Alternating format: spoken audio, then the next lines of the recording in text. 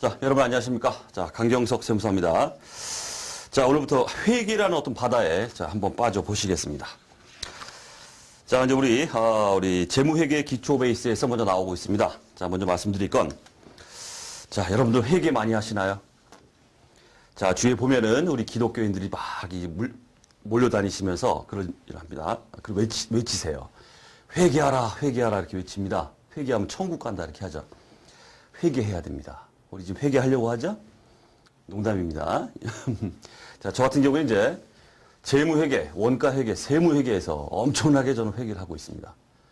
천국 가겠죠, 저는. 예, 확실하게 저는 천국 갈 겁니다. 자, 여러분들 이제 천국 가시기 위해서 이제 회계를 이제 시작하시겠다 하는 얘기예요. 자, 먼저. 자, 제가 강경석 세무사입니다라고 말씀드렸는데, 제 소개를 잠깐만 해드리면은, 자, 현재 우리 3일 회계법인 3일 인포마인에서 이제 제 교재가, 제 책이 지금 14종이 책이 나오고 있습니다. 그래서 한국세무사회 전산세무회계, 그 다음 기업회계, 세무회계, 재경관리사 관련, 그 다음 세무사 회계사, 세법 회계학 관련해서 참 많이도 내고 있죠. 참 개정판 낼 때 되면 아주 이게 고통스러운 작업입니다. 그래서 어쩔 수 없이 자, 이렇게 내고 있는데, 자, 이렇게 하다 보니까, 또 제가 또 현장 강의 또 오래 했습니다. 오래 하면서 또 이렇게 좀 입소문이 좀 났죠. 이렇게 좀 강의 좀 한다. 이렇게. 그래서 업계에서는 좀 방구 좀 낀다. 이렇게 그렇게 좀 이름이 있습니다. 그러니까 여러분들 이 강의 차원에서는 제가 확실하게 말씀드릴 수 있는 거는 정말 차별성 있는 강의가 여러분들 될 겁니다. 확실하게. 그건 제가 확실하게 말씀드릴 수 있어요. 어떤 강의하고 비교하지 마세요. 아주 차별성 있는 강의를 이제 느끼시게 될 것이다. 라고 먼저 말씀드리겠습니다. 자, 이제 우리가 이제 우리 잠깐 소개를 해드리면, 우리 이제 세무라이선스.com, 이 사이트 오픈 6개월 만에, 이런 말 좀 뭐하지만, 대한민국 세무회계에 관련해서 동영상 강의를 다 석권해버렸습니다. 그게 다 이제 이유가 있다. 이런 얘기예요. 그렇기 때문에 한번 들어보시면 차별적인 강의, 자, 느낄 수 있을 거고, 강의를 통해서 이제 회계 또는 세법 이런 거에 대해서 제가 자주 하는 말입니다. 회계, 세법, 참을 수 없는 존재의 가벼움. 자, 그걸 반드시 보여드릴 거고, 여러분들이 어떤 회계, 세법에 대해서 길을 찾아가는 데 있어 완벽한 안내자가 제가 되도록 할 거예요. 걱정하지 마시고요. 자, 먼저 노파심에 잔소리 몇 가지만 좀 하고 좀 넘어갈게요. 좀 지루하셔도 좀 보세요. 여러분들 우리는 지금 시험 공부를 하고 있습니다. 시험 공부. 시험이라는 건 합격을 해야 돼요. 합격을. 그래서 이제 공부라는 게 합격을 못하면 떨어지죠. 그럼 이제 이 회계세법이라는 이 바닥이 어느 정도의 중독성을 가지고 있습니다. 한번 떨어지죠? 에이, 공부 못하겠다. 집어쳐요. 그랬다가도 또 어느 날 되면은 한 번 더 들어보고 싶고, 강의도 학원 또 가서 한번 해보고 싶고, 또 책을 피게 돼요. 이 중독성이 있습니다. 이게 떨어지면 계속 이제 이게 악순환이 계속이 되더라는 얘기입니다. 그래서 공부 오래 했다 그러면 실력 좋습니다. 많이 알아요. 하지만 붙은 적은 없어요. 이래선 안 되겠다는 게 제가 말씀드리고 싶은 겁니다. 예. 시험이라는 건 빨리 이 바닥을 아주 초단기간 내에 합격하고 이 바닥 떠버리는 게 최고의 고수입니다. 공부 많이 해서 붙은 적은 없어요. 계속 공부만 합니다. 실력 좋아요. 누가 알아주진 않아요. 합격을 못했기 때문에. 그런 건 중요한 게 아니란 뜻이에요. 우리가 시험에서. 시험이라는 건 빨리 이 바닥을 뜨는 게, 그것도 커트라인 1점 딱 걸려가 넘뜨는 상관없습니다. 상관없습니다. 합격만 하면 돼요. 그렇죠? 합격을 위한 공부를 반드시 하셔야 된다. 합격을 위한 강의를 제가 드릴 것이다. 저한테 들으셨던 모든 분들이 다 단기간에 다 합격하셨습니다. 제가 이제 강의 시간에 강의를 쭉 하면서 제가 자주 쓰는 말이 있습니다. 이 내용은 MVP입니다라고 제가 말씀드려요. 그 MVP는 반드시 챙기셔야 됩니다. 반드시 챙겨야 돼요. 그리고 제가 참고만 하십시오. 또 어떤 경우에는 이 내용은 쓰레기다. 이런 말을 합니다. 머리에서 지워버리세요. 그런 거에 집착하면 집착할수록, 쓰레기나 참고에 집착하면 할수록 계속 떨어지는 거예요. 말씀드리는 MVP만 모아놔도 어마어마합니다. 그것만 딱 하고 시험장 가서 70점이면 70점 딱 넘겨버리고 빨리 합격하는 게 최고의 고수다는 얘기예요. 너무너무 깊숙한 이 바닥에서의 어떤 내용에 대한 호기심은 계속 장수를 만들어내요. 우리는 지금 뭐 하려고 모였습니까? 합격하려고 모인 거예요. 자, 그렇게 생각을 가지고 공부를 하셔야겠습니다. 자, 그 다음에 이제 제가 현장 강의에서 강의를 쭉 하면서 수험생들이 이제 상담을 받고 이렇게 할 때 아주 놀라운 사실이 있습니다. 그게 뭐냐면 상당수의 수험생이 이 시험 공부를 취미 생활로 하고 있다는 거예요. 문제가 많습니다. 취미 생활로 공부하면 안 돼요, 시험이라는 건. 이건 취미 생활하는 게 아닙니다. 이게 얼마나 투입이 많은 또 취미 생활입니까? 책 사봐야죠. 회계세법 계속 바뀝니다. 개정판, 세법 개정, 또 회계 기준이 막 K갭에서 일반 기업 회계 기준, KIFRS, 한국채택 국제회계 막 넘어가면서 책들이 막 쏟아져 나와요. 떨어지고 계속 공부하고 있습니다. 취미 생활이에요, 널널하게 이렇게. 연도 바뀌죠? 또 책 사봐야 돼. 경제적으로 돈 나갑니다, 이게. 돈 낭비예요. 그리고 쓸데없이 자기 혼자 고민스러워요. 정신적인 스트레스를 혼자 막 받아가면서 살아요. 왜 그럽니까? 그러지 마세요. 나 이거 취미 생활로 공부하겠다. 슬슬 재밌게 좀. 그냥 무의도식 하긴 좀 뭐하니까 취미 생활로 뭐 하겠다면 빨리 집어치세요. 이 바닥 뜨세요. 그게 아주 속 편합니다. 딴 데 가서 이 정력이면 어마어마한 일을 할 수 있어요. 그래서 취미 생활 하겠다 이런 생각을 가지고 시험 공부에 임하시면 절대 안 됩니다. 절대 안 돼요. 그런 분들이 너무 많아요. 제가 보니까. 현장에서 상담을 해보니까. 자, 그럼 또 하나. 여러분들이 아무것도 아니지만 시험이라는 건 내가 저걸 따고 싶다라는 어떤 간절한 마음이 있어야 된다. 이런 내용을 좀 말씀드리고 싶습니다. 공부라는 건 간절해야 돼요. 간절해야 됩니다. 간절하면 사람이 제가 자주 하는 말이지만 그냥 간절해. 나 그냥 간절해. 따고 싶어. 이렇게 되면 안 돼요. 제가 자주 하는 말이 간절함의 백승은 돼야 된다. 이런 말을 해요. 아주 작지만 크든 작든 이걸 떠나서 내가 몸을 담고 뭔가 취득을 하겠다 이런 느낌을 가지신다면 간절함의 백승 정도는 돼야 됩니다. 아주 간절해야 돼요. 저걸 따고 싶다는 생각. 그렇게 돼야 됩니다. 그렇게 간절해야 여러분들이 시험에 임하는 자세 자체가 틀어집니다. 자세 자체가. 자, 그런 마음을 좀 가지셔야 되겠고. 자, 마지막으로 한 가지만 이제 노파심에 잔소리만 드리려고 하는 게 뭐냐면 바로 자신감입니다. 자신감. 뭔가 공부를 시작하고 이렇게 했을 때 정말 내 가진 미천이 아무것도 없어요. 전 차변 대변도 몰라요. 아무것도 몰라요. 들어도 이해가 안 갑니다. 전 바보예요. 이런 식으로 생각하면 절대 안 됩니다. 공부를 시작할 때 내가 정말 든 게 아무것도 없고 노브레인이다 하더라도 하나하나 습득을 하면서 난 반드시 된다. 저 시험에서 지금 단 한 명을 뽑아도 그게 나다라는 자신감을 가지고 하셔야 돼요. 홍백랑하긴 하겠지만은 일단 자신감이 있어야 된다. 난 된다라는 게 있으면은 역시 자세가 또 달라집니다. 이게 시험에 있어서 한 50점 딱 먹고 들어가는 거예요. 이게 벌써 자신감이 있으면은. 자, 그런 얘기를 제가 먼저 말씀드리겠습니다. 자, 그다음 우리 강의를 진행함에 있어서 이제 전제 조건이 뭐냐면, 자, 여러분들은 층이 너무너무 다양합니다. 한번 일독을 해본 사람도 있고, 한번 맛을 들여본 사람도 있고, 전혀 모르는 상태에서 듣는 분도 있고, 정말 고급스러운 걸 좀 언제 나오나 기다리고 있는 사람도 있고, 층이 다양해요. 하지만 우리 강의는 여러분들은 생초짜다 이렇게 가정하고 강의를 드릴 겁니다. 전 아무것도 몰라요 라고 이렇게 앉아있다라는 생각으로 그런 마음으로 제가 강의를 드린다. 전제 조건을. 그래서 실력이 좀 있다 이러신 분들은 좀 지루하실 수도 있어요. 하지만 뒤에 짝짝짝짝 가다 보면 그런 분들도 제가 분명히 말씀드릴 수 있는데 어려운 부분이 나와요. 이 바닥이 원래 그래요. 쉽게 시작해서 사람을 미치게 만드는 게 이 바닥입니다. 어쨌든 기초 단계에서 시작할 때는 완전 초짜다 라는 가정하에 강의를 드릴 것이고 점점점 난도가 올라감에 따라서 그 내용에 대해서는 아주 일반적인 얘기들이죠.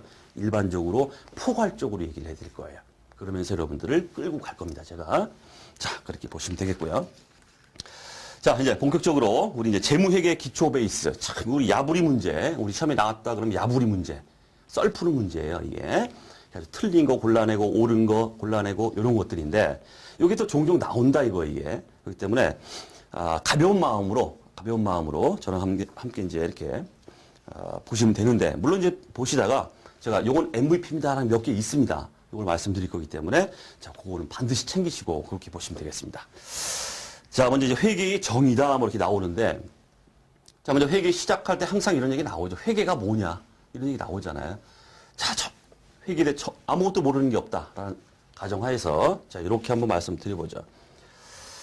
자, 회계 관련해서는 회계의 그 이해관계자라는 인간들이 이게 존재합니다. 이해관계자를 우리가 정보 이용자다, 이렇게 말해요. 자, 그러면, 자, 이런 이해관계자, 정보 이용자인데, 회계라는 어떤 정보를 이용하는 사람입니다. 이해관계자, 거기에 관심이 있다, 이런 얘기예요. 이런 인간들이 누구누구 있느냐? 제가 먼저 종업원, 이렇게 나와요, 종업원. 그 다음에 주주, 뭐, 투자자, 이렇게 해보죠, 투자자.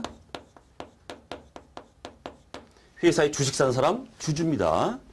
종업원, 직원이죠. 그 다음에 채권자, 이렇게 있어요. 채권자, 돈 빌려준 놈. 통상적으로 은행이 빌려주죠.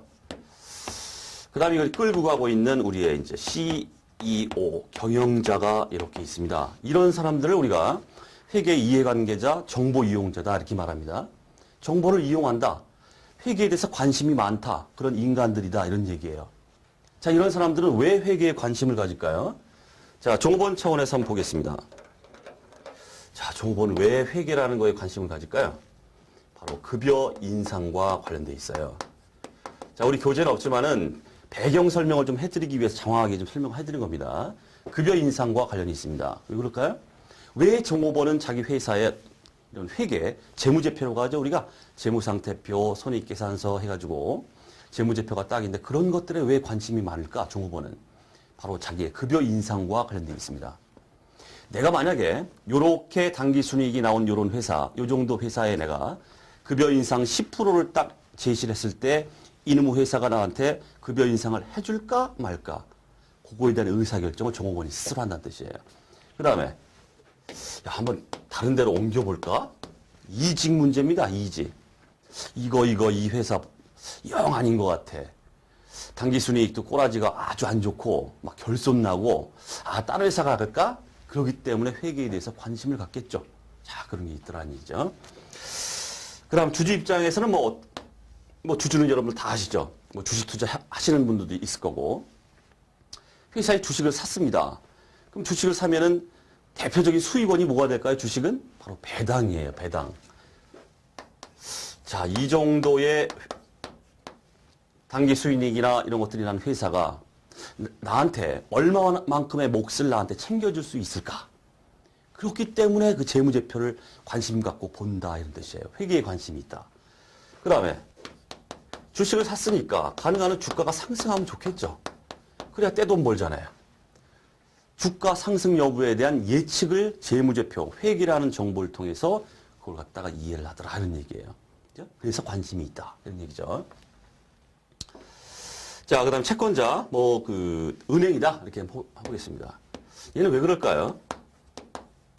바로 자금 대여 문제입니다. 자, 이 회사한테 재무제표를 딱 보니까 당기순이익이 얼마, 자산이 얼마, 그렇게 나와 있어요. 자, 이런 회사한테 내가 자금을 갖다가 돈을 꿔달라고 하는데 줄까 말까 의사결정을 하기 위해서는 뭐겠어요? 회사의 재무제표에 관심이 있다는 뜻이에요. 그렇죠? 그 다음에 이미 꿔줬어요. 꿔줬습니다. 근데 이놈의 회사가 나한테 내가 돌려받을 수 있을까? 이런 거에 대한 관심이 있다, 이런 얘기예요. 그 회사의 상환 능력에 대한 평가를 갖다가 회계라는 정보를 통해서 채권자는 예측을 하더라는 얘기예요. 그래서 관심이 있다, 이런 얘기입니다. 됐죠? 그 다음에 경영자도 우리가 정보 이용자다, 이렇게 말하는데 경영자는 왜 그럴까요? 왜 관심이 있을까요? 회계에? 바로 기업 성장에 대한 예측입니다.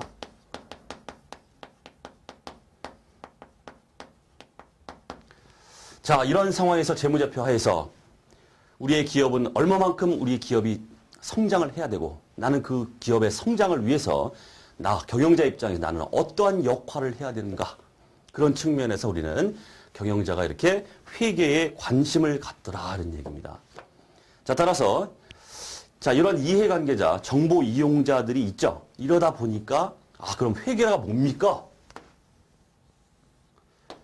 자, 그럼 회계가 뭡니까?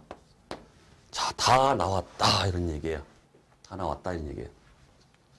자, 첫째 회계가 뭔가 이거에 대해서 이렇게 회계에 대해서 관심이 많은 이런 인간들이 이렇게 존재한단 말이에요. 정보 이용자들이 하기 때문에 첫 번째 정보 이용자, 이해관계자, 정보 이용자에게 정보 이용자가 어떻게 어떤 합리적인 어떤 의사결정을 하는데 다 의사결정과 관련돼 있죠.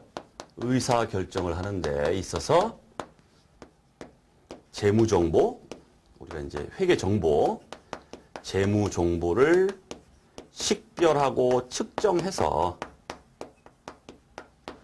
바로 그런 인간들한테, 이해관계자한테 전달하는 과정이다.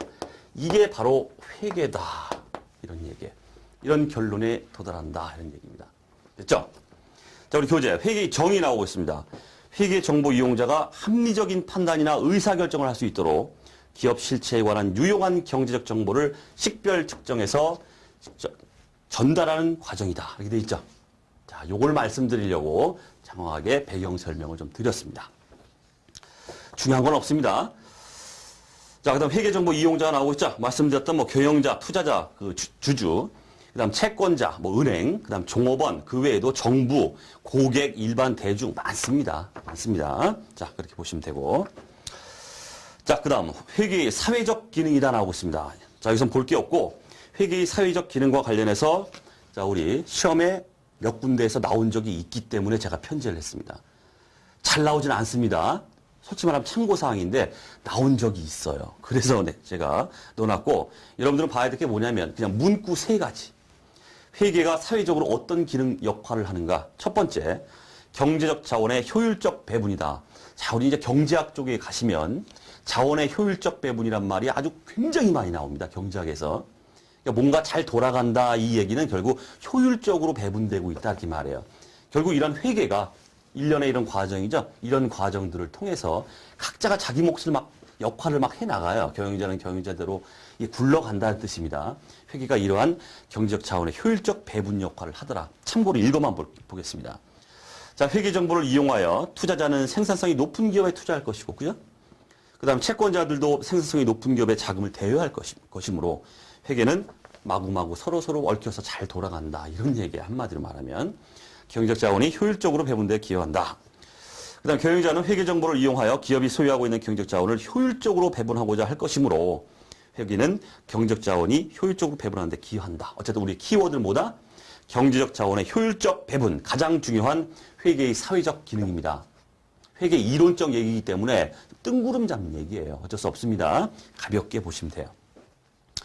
그 다음 두 번째 문구, 수탁 책임 보호다 이렇게 나오고 있습니다. 그러니까 경영자가 투자자죠? 주주나 채권자로부터 돈을 끌어모아요.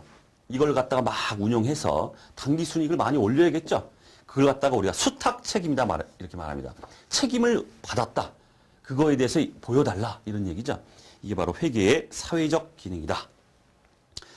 그 다음 사회적 통제, 통제라는 말. 회계가 통제의 역할도 하더라. 이게 문구 정도 세 가지. 자, 이렇게 보시면 되겠습니다. 참고적으로. 자, 그 다음 재무보고의 목적. 요거는 상당히 많이 언급됩니다. 언급되는 게 다른 게 아니라 제가 이제 제 교재에는 항상 시험에 많이 언급되고 틀리기 쉬운 것들은 다 주의 다 이렇게 해놨어요. 그 주의는 좀 유심히 보셔야 됩니다. 자, 첫 번째, 투자 및 신용 의사결정에 유용한 정보를 제공한다. 자, 이제 여러분들은 이제 기본적으로, 종전 대차대조표, 재무상태표는 다 아시고 계실 겁니다. 재무상태표 보면 차변 자산, 대변 부채와 자본, 이렇게 돼 있죠. 자산이 뭐예요, 자산이? 바로 투자와 관련된 거예요, 투자. 뭔가 투자해서 뭔가를 샀다 그러면 자산이 유입되잖아요. 토지가 들어오고, 건물이 들어오고, 이런 것들이죠. 그래서 우리가 통상적으로는 재무상태표에 차변을 우리가 투자와 관련됐다 이렇게 말하고 대변은 부채나 자본이죠. 이거를 우리가 재무활동이다 이렇게 말해요. 재무활동. 자, 그래서 투자 및 신용의사결정, 즉 대차 대조 재무상태표 차변을 통해서 그러한 정보를 제공하더라 하는 얘기죠. 그 다음 미래 현금 흐름 예측에 유용한 정보를 제공한다. 요거 주의해 주십시오. 요거 요게 나왔다 하면 요게 나와요. 과거 현금 흐름 제공이다. 이렇게 나옵니다. 틀려요. 과거의 현금 흐름도 제공할 수 있어요. 물론 재무제표는. 왜 그렇습니까? 재무제표는 이미 과거에 일어난 일들을 갖다가 뒤치다꺼리 하는 거예요. 딱 결산이 현재 와가지고 뒤치다꺼리 하는 거죠. 그렇기 때문에 과거 정보가 다 포함됩니다. 그래서 과거 현금 흐름 제공돼요. 하지만 뭐다? 재무보고의 목적 자체는 아니란 뜻이에요. 재무보고의 목적 자체는 바로 미래 현금 흐름 예측과 관련돼 있다는 얘기예요. 이러한 걸 봤을 때 재무보고가 이렇게 들어왔습니다. 그걸 보고서 미래에 현금 유입이 얼마나 있겠구나. 외상매출금 이렇게 있는 거 보니까 얼마가 들어오겠구나. 뭐 이런 것들이죠. 미래 현금 흐름 예측에 유용한 정보 제공이 바로 목적이지 과거 현금 흐름하고는 관계없다. 이게 또 종종 나옵니다. 이것도 챙기시고. 자, 그다음 재무 상태, 우리 재무 상태표를 통해서, 그다음 경영 성과 뭡니까? 손익계산서를 통해서, 그다음 현금 흐름표를 통해서, 자본 변동표라는 재무제표를 통해서 이렇게 정보가 제공된다. 이런 얘기예요. 자, 참고로 말씀드리면 한국채택국제회계기준 또 일반기업 회계기준 모두 똑같아요. 이익잉여금 처분계산서는 재무제표로 보고 있지 않습니다. 뒤에서도 말씀드릴 거예요. 자, 그다음에 경영자의 수탁책임 평가에 유용한 정보의 제공이다. 이렇게 돼 있고, 거기 주위에 또 보시면 재무보고의 한계점이 또 나오고 있습니다. 자, 미래의 수익성 가치에 대한 정보를 제공하는 데는 한계가 있다. 이렇게 나오고 있어요. 그냥 문구만 알아두세요. 미래 현금 흐름 예측이라는 건 뭐겠습니까? 위에 나왔던 유입 정보죠. 현금 흐름이 들어올 것이다. 근데 이런 미래 수익성 가치라는 건 뭘까요? 그 미래 현금 흐름의 질적인 면을 따지는 거예요. 질적인 면. 우리가 양적인 재무제표는 양적인 정보를 포함한다고 하지 그 정보를 보면서 질적인 건 따질 수 없다 이렇게 말합니다. 그게 무슨 얘기냐면 정보를 보면서 양적으로 100만 원, 200만 원이구나, 300만 원이구나 이렇게 챙기는 거지 정보가 재무제표, 재무상태표에 딱 들어오면서 이거 외상매출을 악성, 아주 불량 뭐 이런 식으로 판단할 수 있는 이게 아니란 뜻이에요. 질적인 거, 좋은 거래처, 나쁜 거래처, 좋고 나쁨 이런 게 표시되는 게 아니기 때문에 어떤 수익성 가치 이런 거에 대해서는 판단하는 데 좀 문제가 있다. 자, 그렇게 문구 정도 보시면 되겠습니다. 자, 그다음 이번 시간의 하이라이트 바로 회계 공준입니다. MVP. 제가 MVP라고 말씀드리는 건 싸그리 챙기셔야 됩니다. MVP. 자, 회계 공준 또는 이제 우리 회계의 기본 가정이다 이렇게 말해요. 요 세 개는 우리가 회계를 하면서 기본적으로 가정치를 딱 세 개를 두고 출발하겠다 이런 얘기예요. 그러니까 회계 이론적으로나 우리 수업 목적상으로나 아주 중요합니다. 또 세 가지죠. 기업 실체의 공준, 계속기업의 공준, 회계 기간의 공준해서 세 가지잖아요. 사지선다 내기 좋잖아요, 이게. 하나 싹 들어가는 게 뭘까요? 화폐 가치의 공준 이렇게 나옵니다. 화폐 가치. 회계는 화폐로 표시해야 된다 뭐 이런 것들인데 요거는 빠져 있습니다. 그래서 네 개를 묶어서 화폐 가치의 공준이 아닌 걸로 해서 아주 빈출이다 이렇게 보시면 돼요. 자, 좀 깊숙이 한번 좀 검토를 좀 해보죠. 자, 기업 실체를 둘러싼 회계 환경 또 실무로부터 도출해낸 회계 이론 전개의 기초가 되는 사실들을 의미한다 이렇게 나오고 있습니다. 어쨌든 환경이나 어떤 실무에서 막 잡다한 일이 일어나고 있죠. 이런 것들을 갖다 딱 봤을 때 여기서부터 요게 기본 가정이 되겠구나 하고 끌어냈다. 도출해냈다. 그게 세 가지가 나오고 있다는 얘기예요. 자, 첫 번째, 기업 실체의 공준 중요합니다.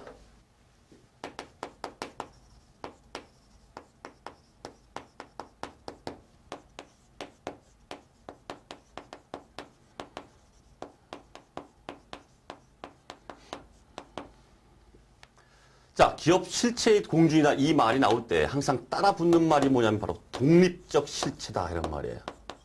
독립이란 말이 들어가요. 자, 이게 뭐냐면 우리 교재에 나와 있지만 특정 기업 실체를 그 소유주나 다른 기업 실체와는 독립적으로 존재하는 특정 회계 단위로 간주한다 이렇게 나오고 있습니다. 소유주가 있겠죠. 소유주는 누굽니까? 주주입니다. 주주. 회사의 주주가 소유주죠. 주주. 그다음 다른 기업 실체.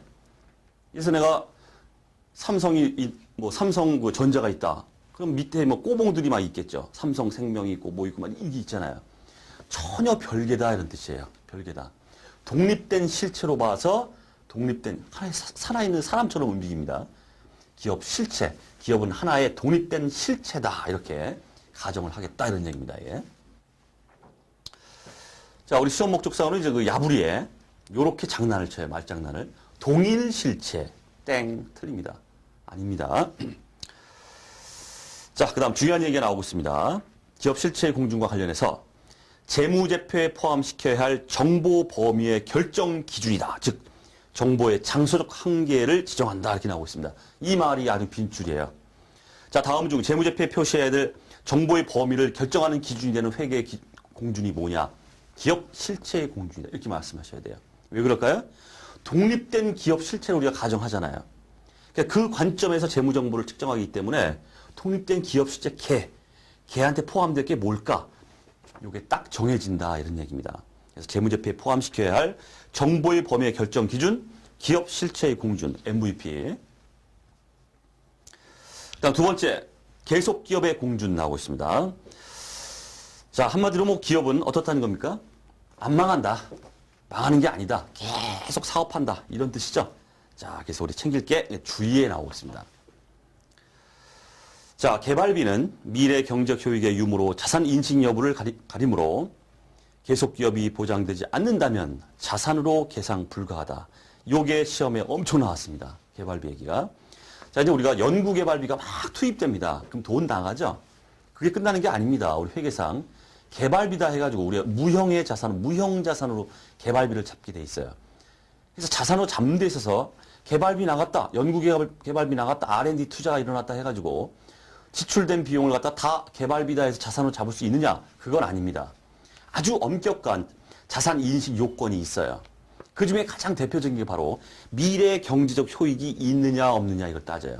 개발비 막 쳐들여가지고 돈 나갔습니다. 개발비 자산으로 계상했어요. 그러면 자산 계상할 때 조건이 뭐냐? 앞으로 연구개발 이 투자로 인해서 미래에 얘 때문에 엄청난 수익 창출이 올 것이다. 그래야만 지금 현재 시점에선 개발비라는 자산이다 이런 얘기예요. 자, 그러면 계속기업 공준하고 이 개발비가 무슨 상관이 있겠습니까? 상관이 있죠. 벌써 생각하는 게 지금 뭡니까 지금 머릿속에? 미래 경제적 효익이 있으면 개발비고 미래 경제적 효익이 없으면 개발비가 아니야. 이런 얘기이기 때문에 미래라고 말하고 있죠. 벌써 회사가 기업이 계속 사업을 한다는 전제가 깔려 있다는 뜻이야 이게. 미래 경제적 효익을 막 따진다는 거는. 그렇겠죠? 자, 요게 엄청나게 시험에 나왔습니다. 꼭 좀 챙기시고.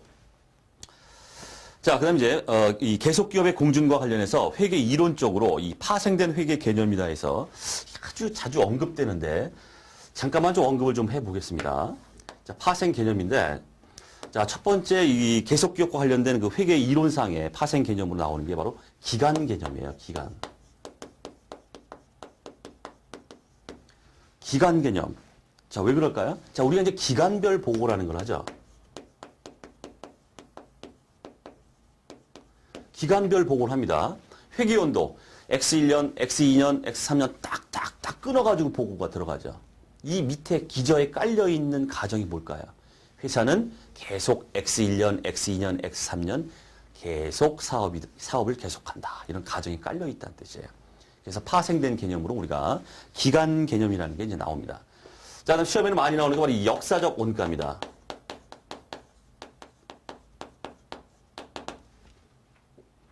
자, 자산을 취득했다 그러면 취득 당시의 그 취득 원가를 취득했을 때의 그 금액입니다.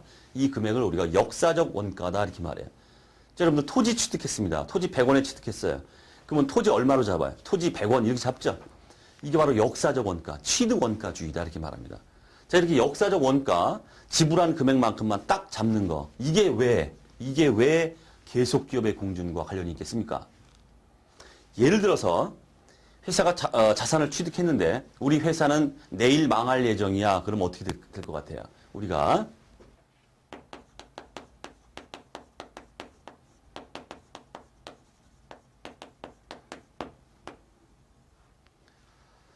내일 망할 예정이다 그러면 내일 망하는 시점에서 가격이 얼마가 될까? 그걸로 계상하더라 이런 얘기예요. 그렇기 때문에 이런 역사적 원가의 기저에 깔려있는 가정이 뭐냐면 회사는 계속 앞으로 사업을 계속 해나간다라는 가정을 깔고 있기 때문에 역사적 원가로 쓰는 거지. 내일 망할 거야 그러면 청산가치로 계상하더라 이런 얘기예요.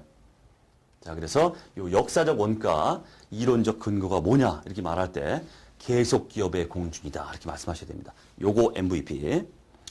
자, 그다음 유동성 배열이라는 게 나오고 있죠. 자, 우리 재무상태표 뭐 작성 기준이나 뒤에서 말씀드리겠지만 뭐 일단 뭐 회계적으로 이제 기본적인 사항이기 때문에 뭐 다들 아시고 계실 겁니다. 유동성 배열, 현금화 속도가 가장 빠른 것부터 배열하라 이런 얘기죠. 그래서 재무제표, 재무상태표 보면 맨 꼭대기에 뭐가 먼저 나옵니까? 현금부터 나와요. 현금은 그 자체가 현금이기 때문에. 그 다음에 현금화 속도가 빠른 뭐 재고자산이나 뭐 외상매출금 쭉쭉 나가다가 뒤에 가면 뭐가 나옵니까? 우리 비유동이다 해가지고 비유동자산, 현금화 속도가 굉장히 느린 거, 막 토지, 유형자산 같은 토지나 건물 막 이런 것들이죠. 이게 나옵니다. 이런 식으로 현금화 속도가 빠른 것 순서대로 쭉 나열하는 걸 우리가 유동성 배열이다 이렇게 말합니다. 이 유동성 배열이 왜 계속 기업에 공준하고 맞물려 있을까요? 그 이유는 뭐겠습니까? 예를 들어서 똑같은 얘기예요. 자, 만약에 한 회사가 내일 망할 것이다 이렇게 해보세요. 내일 망한다 이러면은 모든 자산은 뭐가 될까요? 다 유동이에요. 비유동이라는 건 있을 수가 없어요. 내일 망한다 그러면 다 유동이라는 얘기예요. 안 망하고 쭉 가기 때문에 1년을 기준으로 2내면 유동, 1년 넘어간 현금화 속도 1년 넘어가는 건 비유동 이렇게 구별을 하는 겁니다. 구별 자체가 우리 유동성 배열, 유동성과 비유동 자산을 이렇게 구별하는 거, 이 자체는 벌써 1년을 기준으로 이렇게 구분하는 거기 때문에 회사가 계속 사업을 계속 할 것이라는 가정이 밑에 깔려 있다는 뜻이에요. 계속 기업을 가정하지 않게 되면은 내일 망한다 이렇게 하게 되면은 유동이나 비유동 구분할 실익이 없어요. 그냥 다 유동이다는 얘기죠. 자, 그 얘기다는 얘기고. 자, 그다음 또 하나 나오는 게 이제 감가상각 얘기 나오고 있습니다. 요것도 자주 나오죠, 요거. 감가상각. 자, 감가상각. 뭐 기본적으로 뭐 말씀드려보면은 뭐 다 아시겠지만은 자, 자산을 취득했다. 유형자산을 취득했습니다. 그러면 100원에 취득했다. 그러면 그 자산을 사용하면서 기간이 쭉 가고 있죠. 그 기간 동안에 이 자산의 원가를 감가상각비라 해가지고 비용으로 쫙 배분을 해버립니다. 그죠? X 1년에 100원짜리 중에서 10원, 10원, 10원, 10원 이렇게 비용으로 인식해 가더라는 얘기. 이게 이제 감가상각입니다. 가치가 감소되니까 그만큼 이제 상각이라는 걸 이렇게 해나가더라는 얘기죠. 이 감가상각을 할 때 있어서 뭐 여러분들 다 아시겠지만은 어떤 게 결부가 됩니까? 여기에 감가상각을 할 때 내용연수 이렇게 나오죠. 내용연수. 우리 뭐 정액법이다 이렇게 하면은 정액법이라는 건 이제 취득한 자산의 금액이죠. 금액을 갖다 10년이면 10년 해가지고 100원짜리가 10년으로 나눠버리면 10원이죠. 10원씩 10년 동안 계속 감가상각비를 이렇게 인식해 갑니다. 그죠? 그럼 내용연수라는 게 들어가요. 자, 몇 년 동안 상각할 것이다라는 내용연수. 10년, 20년 이렇게 말합니다. 자, 감가상각을 하는 데 있어서 내용연수가 결부됐다. 이 얘기는 뭡니까? 아, 회사는 최소한 계속 기업이구나. 이런 얘기예요. 계속 사업을 한다는 가정을 해야 내용연수가 의미가 있지. 10년간 감가상각, 20년간 당장 망한다 그러면 이게 무슨 의미가 있겠어요, 내용연수가. 그렇겠죠? 그렇기 때문에 계속 기업의 가정에서 파생된 개념으로서 이렇게 말할 수 있다는 얘기입니다. 기간 개념, 역사적 원가, 유동성 배열, 감가상각. 한참 유행일 때는 엄청나게 나왔는데 요즘 좀 뜸하죠? 어쨌든 나올 수 있어요. 좀 챙겨두시고. 자, 그 다음에 회계 기간의 공준이다 나오고 있습니다. 이건 뭐 똑같죠? 기간별 보고. 자, 그 얘기인데. 자, 기업 실체의 존속 기간을 일정 기간 단위로 인위적으로 분할하여 각 기간별로 재무 정보를 보고하는 것으로 적시성 있는 정보 제공을 위해 필요하다 나오고 있고 그 사례가 나오고 있습니다. 이게 중요한 거예요, 이게. 대표적인 게 바로 뭐 충당 부채 이건 뭐 나중에 얘기하고 미지급 비용이나 이제 선급 비용 얘기 한번 해보죠. 자, 12월 31일 결산일이 있어요. 이 시점에 내가 이자가 발생했습니다. 이자 비용. 이자 비용이 발생했는데 이걸 안 냈어요. 미지급했어요. 그러면 돈 안 줬다고 해가지고 비용 안 잡습니까? 그게 아니죠. 기간 경과분입니다. 일단 비용이 발생했어요. 이만큼의 이자를 갖다 내가 내야 되는데 안 냈습니다. 그냥 안 냈다고 그냥 넘어가진 않죠. 발생된 이자 비용에 대해서 미지급된 거 이거에 대해서 비용 처리가 들어가요. 이게 바로 미지급 비용입니다. 부채입니다. 부채. 비용 잡고 미지급 비용 잡고 이렇게 나갑니다. 그죠? 자, 이 자체는 뭘 의미할까요? 미지급 비용이나 선급 비용도 마찬가지예요. 바로 회계 기간을 지금 보고 있기 때문에 그래요. 기간별로 딱 끊어가지고 야 발생된 거 다 추스려봐. 지급은 안 됐는데 여기 비용이 있었네요. 기간별 보고입니다. 이게.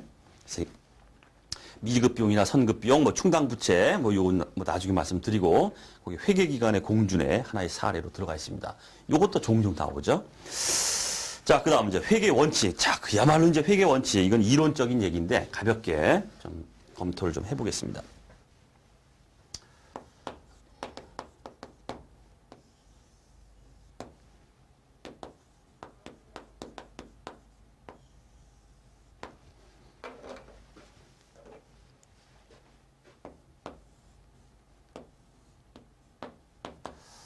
자, 이제 우리가 회계 원칙을 제정하는 데 있어서 회계 원칙이라는 건 일반적으로 뭐 기업 회계 기준, 한국채택 국제 회계 기준, 일반 기업 회계 기준 다 마찬가지. 그런 걸 이제 회계 원칙이라고 하죠. 이 회계 원칙의 제정이라는 게 이걸 제정하는 게 어떤 식으로 일어나는가 그 방법에 대해서 지금 나오고 있습니다. 이게 이제 우리 기업 회계, 한국 세무사의 기업 회계 2급 막 이런 데서 이게 나와요, 이게 실질적으로. 그래서 참고라기보다는 좀 숙지를 좀 하고 계셔야겠는데. 자, 먼저 보실 거는, 자, 회계 원칙이 있습니다. 또 이런 말이 합니다. 이상이 있어요. 이상이라는 건 한마디로 어떤 이론적인 얘기다. 이렇게 보시면 돼요. 이건 이론이다. 자, 그래서 중학교, 고등학교, 중학교인가요? 자, 국어 시간으로 돌아가겠습니다. 자, 우리 중고등학교 때 국어 시간에 이런 얘기를 했습니다. 막 어떤 그 논설문이라고 하죠. 논설문을 이렇게 보면서 이게 연역법이냐 귀납법이냐 이런 말을 했었어요. 자, 연역법은 국어 시간입니다. 국어 시간이에요. 연역법은 이런 말을 합니다. 일단 결론을 제시해요. 그리고 나서 그 결론을 풀어나가요. 그다음 귀납법은 장황하게 막 앞에서 얘기해요. 그러다가 끝자락에 가서 결론을 꽝 줘요. 따라서 하고서 결론을 꽝 냅니다. 이게 바로 그 얘기예요. 그렇기 때문에 이상이나 이론이 있다 이거는 앞에 연역적 얘기죠. 연역법 얘기. 일단 결론이 나왔어요. 얘를 갖다가 일로 끌어와요. 어떻게 했어요? 그런 말이 나옵니다. 그래서 회계 이론에서 출발해서 실무를 이끌어갈 회계 원칙을 제정하는 것이다. 이게 바로 뭐다? 연역법이다. 이렇게 말하고 있어요. 연역법. 회계 이론에서 출발해서 회계 실무를 이끌어갈 회계 원칙을 제정한다. 이미 꽝 하고 정해놓고서 나오죠. 바로 연역법이다. 이걸 연역법적 회계 원칙 제정 방법이다. 이렇게 말해요. 자, 그 다음 이번엔 현실이 있습니다. 이 현실은 한마디로 실무예요. 실무. 실무에서 이제 갖가지 일들이 막 일어나고 있어요. 이런 것들을 막 추스려가지고 하나의 회계 원칙으로 이렇게 만들어줘요. 만들어줍니다. 그러니까 말씀드렸죠. 우리 국어 시간에 장황하게 막 얘기하다가 결론 낸다고 그랬죠. 지금 이게 그거잖아요. 실무에서 일어나는 갖가지 상황들을 막 해가지고 아 이러니까 이런 원칙이 필요하겠구나라고 이렇게 정하는 거예요. 결론을 내립니다. 그죠? 그래서 이걸 갖다 우리가 귀납법적 회계 원칙의 제정 방법이다. 이렇게 말합니다. 됐죠? 자, 그 얘기를 이제 제가 하려고 이제 그림으로 이렇게 했습니다. 자, 결국 우리가 챙길 게 뭐냐면은, 자, 그렇다면 위에 있는 우리 주위에도 나오는데 회계 공준이 나오고 있습니다. 자, 회계 공준에 올라가겠습니다. 자, 회계 공준의 첫 줄에 나오죠. 자, 기업 실체를 둘러싼 환경, 실무라고 나오고 있죠? 실무로부터 도출된 회계 이론적 전개의 기초가 되는 사실이다. 그러면 회계 공준은 어떻게 나온 겁니까? 귀납법이에요. 그죠? 지금 이렇게 나오잖아요. 기업 실체를 둘러싼 회계 환경, 실무로부터 도출됐다. 이렇게 나오죠? 회계 공준이라는 게. 자, 결국 회계 공준은 귀납법에 의해서 생성된 것이다. 자, 우리 야부리 문제, 객관식 문제 엄청 나오는 게 뭐냐면 바로 이거예요. 회계 공준은 연역법에 의해서 도출된다. 이렇게 나와요. 틀려요. 회계 공준은 귀납법입니다. 왜 그런지 말씀드렸죠? 자, 그거만 챙기면 된다는 얘기, 그거만. 자, 이러다 보니까 이제 또 그런 얘기가 나옵니다. 자, 그러면 자, 이 회계공준, 이렇게 우리 귀납법에 의한 이런 것들이죠. 이렇게 도출된 회계 원칙은 변할 수 있을까요? 없을까요? 딱 굳어져서 끝나는 겁니까, 이게? 이게 아니죠. 변할 수 있을까요? 없을까요? 변할 수 있다. 요게 또 키워드예요. 귀납법에 의한 경우에는 변화할 수 있어요. 변경될 수 있다는 뜻이에요. 왜 그렇겠습니까? 아, 얘가 있잖아요. 얘가 지금. 얘를 갖다가 막 살펴가지고 싸잡아서 이렇게 만든 거죠. 그럼 현실적으로, 실무적으로 뭔가 다른 것들이 또 막 일어나요. 그럼 다시 또 바꾸고, 또 이상한 일이 또 막 일어나요. 또 바꾸고. 이러다 보니까 변화 가능하다. 이렇게 말하면 맞는 얘기다. 하는 얘기입니다. 자, 그렇게 보시면 되겠습니다. 자, 그 다음 뭐 역사적 원가주의 말씀드렸죠? 취득 원가로 계산한다. 자, 그러다 보니까 역사적 원가, 또 그런 말이 나옵니다. 역사적 원가는 정보의 신뢰성을 제고시킨다. 엄청나게 시험에 나왔습니다. 역사적 원가는 항상 여러분들이 두 개가 따라다니셔야 돼요. 계속기업 공준의 파생 개념이다. 또 하나, 역사적 원가는 이꼬르 신뢰성이 높다. 이렇게 말해야 돼요. 왜 그럴까요? 내가 자산을 취득했는데 역사적 원가, 취득 원가로 딱 잡았어요. 그 원가가 계속 갑니다. 그럼 믿을 수 있죠? 믿을 수가 있다는 뜻이에요. 하지만 역사적 자산을 딱 잡았는데 뭐 기말에 갔더니 시가가 시장에서 팔리고 있는 가격이 더 높아졌어요. 그래서 팔리고 있는 가격에 의해서 높입니다. 이걸 우리가 시가주의라고 하는데 역사적 원가 100이었다가 시가가 120이니까 120을 올렸어요. 다음 연도 갔더니 또 떨어졌어요? 그럼 또 90원으로 또 떨고요. 다음 연도 갔더니 또 20원 올라갔어요? 110원으로 올려요. 계속 이렇게 시가에 따라서 등락을 거듭합니다. 이렇게 하면 보는 사람, 정보 이용자 측면에서는 이 자산에 대해서 이 가격에 대해서 믿을 수가 있습니까? 시가 정보는 믿을 수가 없다는 뜻이에요. 계속 등락하면. 근데 역사적 원가는 어때요? 딱 취득할 때 금액으로 딱 잡아버리고 끝나버려요. 요지부동 가만히 있습니다. 그러니까 아, 취득할 때 이 금액을 취득했구나. 믿을 수가 있다. 자, 결국 중요한 얘기인데 역사적 원가는 항상 두 개 따라다닙니다. 계속기업 공준의 파생 개념으로 하나 나오고 두 번째, 신뢰성이 높다. 신뢰성을 제고시킨다. 요 말이 세트로 따라 붙어야 돼요. 역사적 원가는. 자, 그렇게 보시면 되겠습니다. 자, 그 다음 수익인식 원칙이 나오고 있죠. 자, 문구만 수익은 실현주의다. 이렇게 말하면 돼요. 되게 이론적 얘기이기 때문에 그냥 문구만. 실현주의, 실현된 시점에서 인식해야 되는. 아유, 이건 뭐 저도 할 수 있는 말이고 아무나 할 수 있는 말이죠. 어쨌든 뭐 실현된 시점에서 인식한다. 자, 실현된 시점이라는 것은 뭐 수익 획득 과정이 완료되고 금액을 측정 가능한 때다. 이렇게 자, 가볍게 이렇게 보시면 되겠습니다. 자, 이 정도 해서 선생님이 그 중요하다 MVP 이렇게 말씀드린 부분들은 뭐 반드시 챙기셔야 되고 큰 부담 갖지 마시고 가볍게 좀 한번 검토를 다시 해주시면 될 것 같습니다. 자, 제목의 기초 베이스 강의는 마치도록 하겠습니다.